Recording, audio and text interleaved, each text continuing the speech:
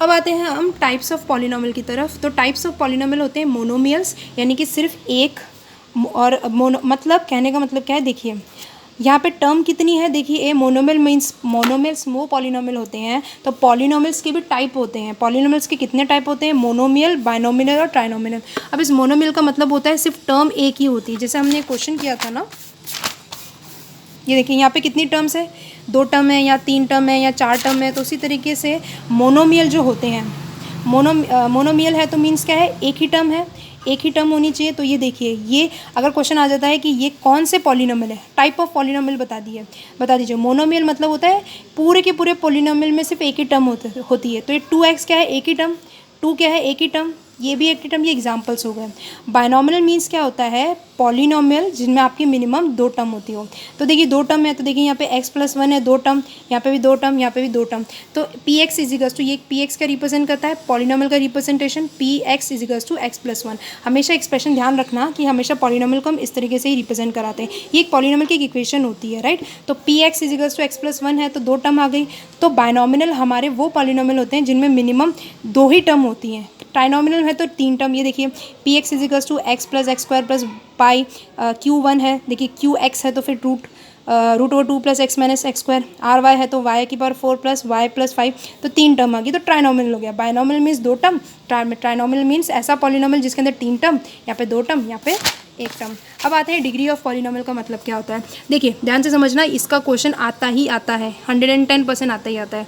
तो degree of a polynomial का मतलब होता है highest power of the variable. तो हमारे वेरिएबल की जो हाईएस्ट पावर है, अगर हम ध्यान से देखें, यहाँ पे है आपका 3x की पावर 7 माइनस 4x की पावर 6 प्लस x की, यहाँ पे x की पावर क्या है 1, x की पावर क्या है 6, x की पावर क्या है 7। ये डिग्री की डेफिनेशन क्या कह रहा है, highest power of the variable. तो वेरिएबल की, ये एक पॉलिनोमियल ही है ना, जी हाँ, ये एक पॉलिनोमियल ही है। तो इसमें वेरिएबल की हाईएस्ट पावर, वेरिएबल की हाईएस्ट पावर, तो ये वेरिएबल है तो इसकी हाईएस्ट, तो यहाँ पे देखिए वेरिएबल x1 है, x6 है, x7 है, तो आंसर क्या होगा 7।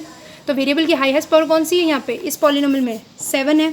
उसी तरीके से यहाँ पे देखिए, यहाँ पे वेरिएबल क्या है मेरा y। अब y की हाईएस्ट पावर क्या है, y की पावर इधर 2 है, y की पावर 6 है, लेकिन मुझे चाहिए हाईएस्ट पावर, तो आंसर क्या होगा 6। तो डिग्री मतलब यही होता है, पूरे के पूरे पॉलिनोमियल के अंदर वेरिएबल की हाईएस्ट पावर। अब एक काम करते हैं, क्वेश्चन करते हैं।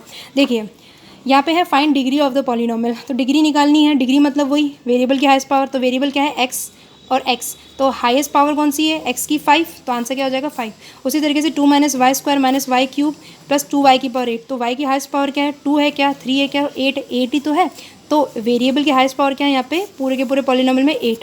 अब ये 2 वाला बड़ा इंटरेस्टिंग है, तो हमेशा ये क्वेश्चन आते हैं बच्चों को कंफ्यूज करने के लिए, तो समझिएगा इसको। मैं ध्यान से समझाऊंगी कि 2 है, अगर आपसे पूछा जाए 2 की हाईएस्ट पावर क्या है, तो 0 कैसे हुई, देखो 2 है, ये क्या है अभी पढ़ा था, एक कांस्टेंट पॉलिनोमियल है, राइट। तो 2 है, इसको हम ये लिख सकते हैं, समझना पड़ेगा आपको। 2 को हम लिख सकते हैं x की पावर 0, चाहे आप 2 को y की पावर 0, 2 को z की पावर 0, इनमें से कुछ भी लिखिए, कोई फ़र्क नहीं पड़ता है।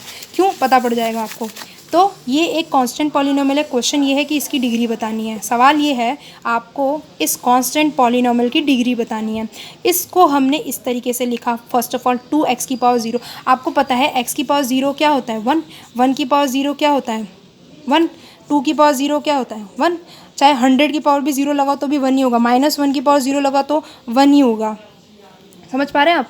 तो यानी कि किसी भी नंबर की अगर पावर अगर 0 है, यानी कि 22 की पावर 0 भी आंसर 1 ही होता है, 55 की पावर 0 भी 1 ही होता है। तो आप समझ गए होंगे, चाहे तो यहाँ पे आप समझ पा रहे हो कि x की वैल्यू चाहे आप 1 रखो, 2 रखो, 3 रखो, 4 रखो, बट उसकी पावर 0 ही है, क्योंकि x की वैल्यू कुछ भी रखते हो यहाँ पे उसकी पावर 0 है। तो ये पूरी की पूरी टर्म जो है 1 ही है ये। तो 2 × 1 क्या होता है 2, राइट।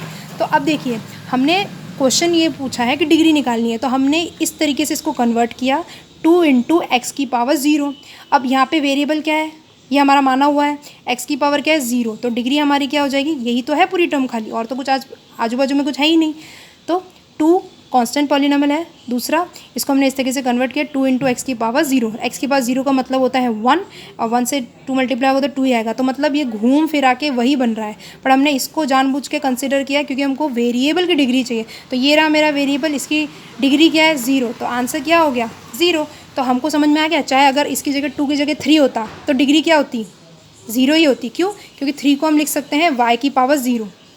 बात तो वही है ना, y की पावर 0, y की कोई भी वैल्यू रखो हम यहाँ पे तो भी क्या आएगा आंसर, 1 ही आएगा। तो 3 इंटू 1 क्या होता है, 3 ही होता। तो बट हम ये कंसिडर कर रहे हैं तो वेरिएबल की पावर क्या है, 0, तो डिग्री क्या होगी, 0। तो कहने का मतलब ये है कि कोई भी कांस्टेंट हो उसकी डिग्री कितनी होगी, कोई भी कांस्टेंट की 2, 3, 4, 5 की डिग्री कितनी होगी, दैट इज़ 0।